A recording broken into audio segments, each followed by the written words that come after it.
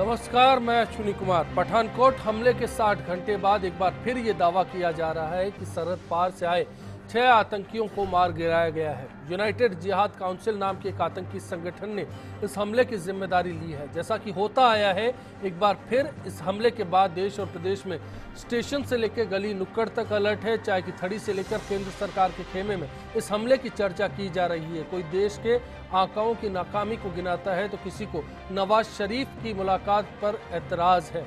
कोई ये भी कहता है कि पाकिस्तान ने फिर से दगा दिया है। दगेबाजी के इस आरोप को हमने भी सर माथे लेकर पाकिस्तान के खिलाफ आज बिग फाइट लाइव का ऐलान कर दिया। लेकिन क्या इतना काफी है या फिर ये हमला आत्ममंथन की सीख देता है? मुंबई के बाद गुरदासपुर के दीनानगर में और अब पठानकोट में ये हमला हुआ है, तो ये अगली बार हमला नाकाम करने की कोशिश क्या कर पाएंगे? कोशिश हर सवाल के साथ जवाब लेने की होगी। खास पेशकश जारी।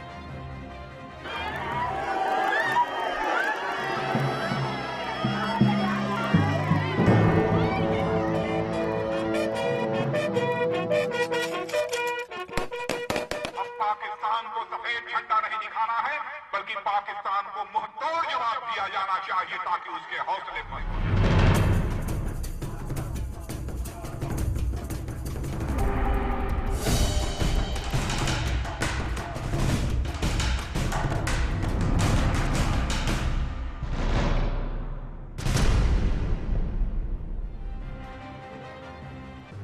दगा दिया, इसके पीछे की वजाहत को टटोलेंगे। उससे पहले ये रिपोर्ट आप देख लीजिए।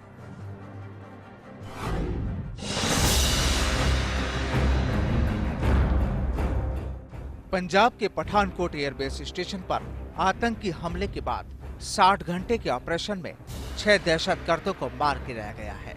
इस हमले में देश ने भी 7 जाबाजों को न्योछावर कर दिया। लेकिन पठानकोट के इस हमले ने एक बार फिर सरहद की शांति को तोड़ा है, भारत के भरोसे को तोड़ा है और पाकिस्तान पर दोहरे चाल चरित्र के आरोपों की पुष्टि की है। लाहौर में प्रधानमंत्री नरेंद्र मोदी और पाकिस्तानी पीएम नवाज शरीफ की मुलाकात के 8वें दिन की ये वारदात आखिर क्या समझी जाए, क्योंकि हमले की इतनी बड़ी प्लानिंग को इतनी जल्दी अंजाम नहीं दिया जा सकता। तो फिर क्या हम अपने गैर जिम्मेदार सिस्टम पर सवाल कर सकते हैं, जिसने आईएसआई को एक बार फिर देश के खिलाफ साजिश रचने में कामयाब होने दिया। पुलिस ने बेस कैंप की जानकारी पाकिस्तान तक पहुंचाने के आरोप में 30 अगस्त 2014 को आर्मी के जवान सुनील कुमार को अरेस्ट किया था, जिसने पूछताछ के दौरान ऐसे हमलों की प्लानिंग का जिक्र किया था। देश की सिक्योरिटी से जुड़े इस मामले में पुलिस वक्त पर चालान भी कोर्ट में पेश नहीं कर पाई और सुनील को जमानत तक मिल गई। जहां तक बात जवाबी हमले की है, तो कार्रवाई के दौरान हमें ये तक अंदाजा नहीं था कि कितने दहशतगर्द हमारी सीमा में दाखिल हुए हैं, जबकि इसके इनपुट्स पहले ही मिल चुके थे। जाहिर है हमारा सुरक्षा तंत्र नाकाम रहा है। हम आईएसआई के नए करतब को समझने में शायद जल्दबाजी कर गए। जो कल तक कश्मीर में होता था, अब शिफ्ट होकर पंजाब में हो रहा है। खुद सिक्योरिटी एक्सपर्ट्स मानते हैं कि पाकिस्तानी खुफिया एजेंसी आईएसआई ने भारत के डिफेंस सीक्रेट्स जानने के लिए अपना पैटर्न बदल दिया है। वरना बीते पिछले 2 महीने में दिल्ली और पंजाब से बीएसएफ के Abdul Rashid, rifleman Farid Khan, handler Kaifiyatullah, air force के रंजीत और अश्विनी कुमार को अरेस्ट नहीं किया जाता। यूपी से मोहम्मद एजाज और राजस्थान से दीना खान, इमामुद्दीन, एक्स सर्विसमैन गोवर्धन सिंह राठौड़ और बीरबल खान की गिरफ्तारी नहीं होती। 2 महीने में गिरफ्तार 14 आरोपियों से पूछताछ में खुलासा हुआ कि इन लोगों ने आर्मी के ग्वालियर बेस और एयरफोर्स के भटिंडा और जैसलमेर बेस के बारे में जानकारी लीक की थी। इनसे कुछ मैप और एयर स्ट्रिप्स के बारे में भी जानकारी मिली थी। इन आरोपियों ने इंडिया यूके की ज्वाइंट एक्सरसाइज इंद्रधनुष की भी जानकारी लीक की थी। मतलब सरहद पार जो जानकारी चाहिए जा रही है, लेकिन इसका तोड़ हर बार देरी से निकाला जाता है। जाहिर है सरहद पार मौजूद आईएसआई और अलगाववादियों पर ना तो शरीफ सरकार का नियंत्रण है और ना ही आगे इसके आसार नजर आते हैं। पाकिस्तान में फौजी सत्ता भी सरकार के बराबर हर मर्तबा खड़ी होकर भारत को आंख दिखाती आई है, क्योंकि कारगिल आज भी देश के सीने पर जख्म लिए खड़ा है। ऐसे में पाकिस्तान पर कैसे लगाम कसी जाए, इसका रास्ता किसी भी सल्तनत ने तय नहीं किया। हर बार की लड़ाई महज मौके पर मौजूद दहशतगर्दों के खात्मे पर ही क्यों आकर रुक जाती है? कैसे हर बार की वार्ता को बीच में रोककर नए सिरे से बातचीत का इंतजार किया जाता है? इसका जवाब ना तो पहले की किसी सरकार ने दिया और ना ही मौजूदा सरकार के पास नजर आता है। एक बार फिर पठानकोट के जरिए पाकिस्तान के जख्मों को हरा किया है। क्या इस दगेबाजी का जवाब वक्त पर दिया जाएगा और इसका रास्ता कैसे निकलेगा? इसका इंतजार भी देश के हर शख्स को आज भी है।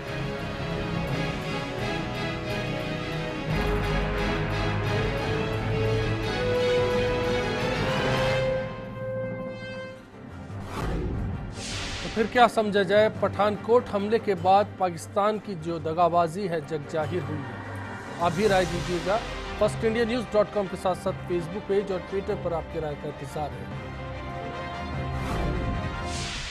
आज के इश्यू पर खास मेहमान हमारे साथ जुड़ चुके हैं। आपका तारुफ करा देते हैं। बीजेपी विधायक फूलचंद भिंडा जी हमारे साथ हैं। कांग्रेस नेता सुनील शर्मा जी हमारे साथ हैं। विदेश नीति के जानकार BM जैन साहब हमारे साथ होंगे। साथ ही विश्लेषक नारायण बारेड जी इस चर्चा में हमारे बीच मौजूद होंगे। आप सभी का स्वागत है। और इसी के साथ एक बड़ा मुद्दा, पाकिस्तान की बार बार दगेबाजी की बात। जैन साहब, आप इस पूरे मसले को किस नज़रिए से देखते हैं?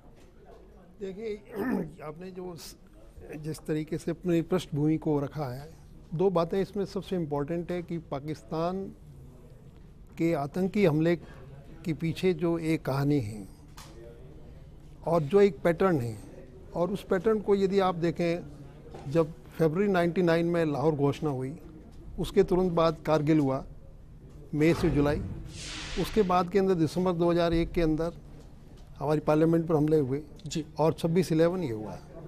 तो ये कॉन्फिडेंस बिल्डिंग मेजर्स का जो सिलसिला 2004 में अटल बिहारी वाजपेयी के समय में शुरू हुआ था, और इस सोच के साथ कि भारत और पाकिस्तान के संबंधों में सुधार आएगा। लेकिन इसमें दो बातें इम्पोर्टेंट है। नंबर 1 कि हमें पाकिस्तान की मिलिट्री जो इंस्टीट्यूशन जो सबसे पावरफुल है, उस पर सिविलियन कंट्रोल नहीं है। नंबर 2, पाकिस्तान में रहने वाले जितने आतंकी, उनके जिसको हम कहते हैं इंडिजिनस टेररिस्ट हैं, उन इंडिजिनस टेररिस्ट के ऊपर भी सरकार का कोई नियंत्रण नहीं है। तो ये उस दृष्टिकोण से हमें देखना होगा कि हम किस तरीके से एक बैलेंस को स्थापित करें, क्योंकि ये हमला जो हुआ है पठानकोट के अंदर, कभी और फ्यूचर के अंदर इस तरह की घटनाओं को रोकने के लिए ये ज़रूरी, क्योंकि ये इंटरनेशनल बॉर्डर का सबसे पहली बार उल्लंघन हुआ है। इससे पहले जो घटना गुरदासपुर के अंदर हुई जुलाई 2015 के अंदर, तो ये इंटरनेशनल बॉर्डर है, वो LOC है, लाइन ऑफ कंट्रोल का था जी। तो ये हमारे लिए सुरक्षा मुद्दे को ध्यान में रखते हुए हमें एक लंबी अवधि की रणनीति का निर्माण करना पड़ेगा। नारायण बारेड साहब, इस दगाबाजी के पीछे आप कोई वजह टटोलते हैं? पहली बात तो ये कि भारतीय जनता पार्टी के हमारे साथी यहाँ मौजूद है, वो चाणक्य में बहुत यकीन करते होंगे। चाणक्य ने हजारों साल पहले कहा था कि जो राजा ये कहता हो कि दुश्मन ने मेरे साथ दगा किया, उसको राज करने का कोई हक नहीं है। भारत की आज असुरक्षित सरहद, किसी माँ की उजड़ी हुई कोख, किसी बहन का सुहाग, किसी बहन की राखी, कोई यतीम व बच्चा, उनकी वेदना चीख चीख के पूछती है कि मेरे मुल्क के रहबर कहाँ है, जिन पे नाज था हिंदुस्तान को, वो कहाँ है। 2011 में माननीय प्रधानमंत्री जी ने, जब वो मुख्यमंत्री थे, एक टेलीविज़न चैनल को संबोधित करते हुए कहा था कि पड़ोसी हमारे पे हमला करके चला जाता है और हम अमेरिका जाते हैं, पाकिस्तान जाइए। आज उनको क्या हो गया है?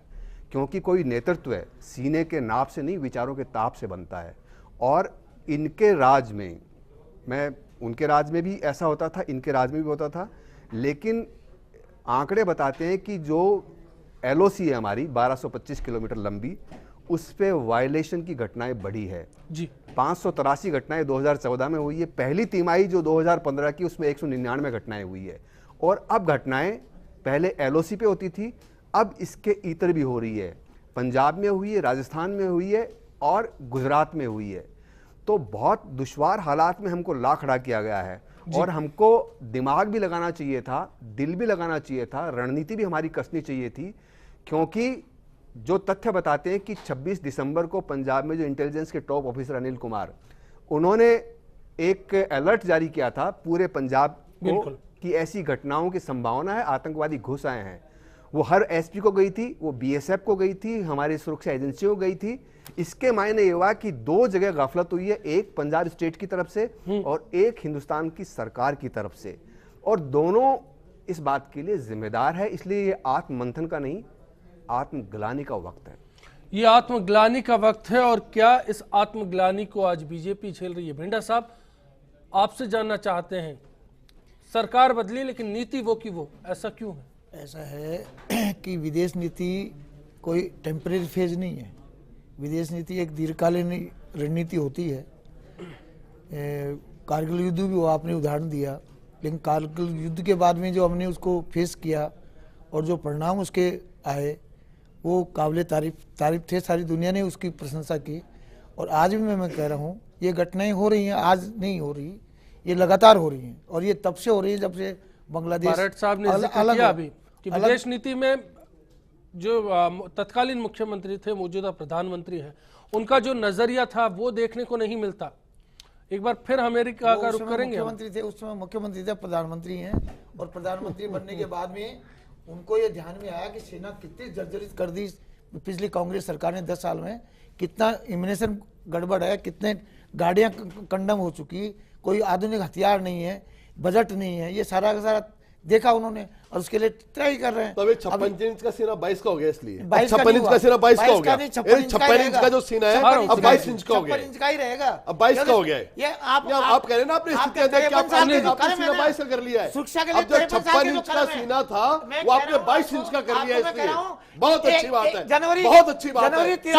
सुनील जा रहा हूँ, एक बार भिंडा सब कंप्लीट कीजिए। 63 में एक प्रस्ताव पास हुआ संसद में कि जो हमारी गलती से हमने जो 30,000 किलोमीटर दी जमीन, उसको वापस लेकर संबंध स्थापित करेंगे। क्यों करेंगे इंदिरा जी, क्यों संबंध स्थापित किए, क्यों राजीव गांधी ने संबंध स्थापित किए, क्यों थूक कर चाट गए? आज वही संसद उसी आधार पर आज घर घर में स्थिति आ गई। आज उस बात की चिंता कौन जिम्मेदार है? उसके लिए कांग्रेस जिम्मेदार। आप मानते हैं कि पहले के हालात ने आज की स्थितियां बना दी? सुनील जी, ऐसा नहीं है, सरहद पर पहली बार संघर्ष विराम का उल्लंघन किया जा रहा। मुंबई हमले को भी याद कर लीजिए, तमाम बातें सामने है, चाहे मौजूदा सरकार हो या फिर पहले की सरकारें हो। आखिर क्या कारण है कि पाकिस्तान बार बार नापाक हरकतों को अंजाम देता है और उन पर कोई काम नहीं होता? पिछली बार मनमोहन सिंह जी, जहाँ उधम सिंह पैदा हुआ, मनमोहन सिंह जी पैदा हुए थे, लेकिन वो तो मारा था जनरल डायर को, और इन्होंने चुप रहे, मुंह से नहीं बोले, और वो कह रहे हैं मेरे से कह रहे हैं। सुनील जी, जवाब चाहूंगा आपसे। 56 इंच 52 इंच की बात करते हैं। देखिए, बात जहां तक कांग्रेस का सवाल है, तो जिस पाकिस्तान से भयभीत होकर बैठे हैं उसको हमने 1 के 2 किए। नहीं पहली बात आप समझ के बैठिए, जिस पाकिस्तान से आप भयभीत होकर बैठे हमने उसके 1 के 2 दिए, हमने 1 के 2 किए। यही कांग्रेस है पूरी पाकिस्तान और पश्चिमी पाकिस्तान को अलग कर दिया। रही बात आपकी बात, जिस चीज पे आपको शर्म आनी चाहिए, जिस कारगिल पे आपको शर्म आनी चाहिए, आपके इंटेलिजेंस फेलियर के कारण आपके अटल बिहारी वाजपेयी सोते रहे, आप पूरे सोते रहे, 3 महीने तक आपको पता नहीं चलता। शर्म आनी चाहिए। सुनील जी और भिंडा साहब, क्या आप दोनों इसी मंच पर इसी तरह आरोप प्रत्यारोप करते रहेंगे? आपको शर्म आनी चाहिए। अजीब बात है, आप देख लीजिए, जिनको शर्म आनी चाहिए वो यहाँ पे बोल रहे हैं। आपको शर्म आनी चाहिए, आपको शर्म आनी चाहिए। सुनील जी, आपकी लापरवाही, सुनील शर्मा जी, सुनील शर्मा जी, सुनील शर्मा जी, आपके कारण कारगिल हुआ है, आपके कारण कारगिल हुआ है। उसके पहले आप कंधार के अंदर छोड़ के आते हैं। क्या किया? सुनील शर्मा जी, मेरे ख्याल से एक ब्रेक पर जा रहा हूँ, क्योंकि बहस का मोड है मेरे ख्याल से। सुनील जी, मुझे ब्रेक लेना पड़ेगा, पहले ब्रेक लेना पड़ेगा। सुनील जी, चलिए ब्रेक पर जा रहा हूँ, तुरंत लौटूंगा और चर्चा को जारी रखेंगे, समझने की कोशिश करेंगे कि आखिर हो क्या रहा है।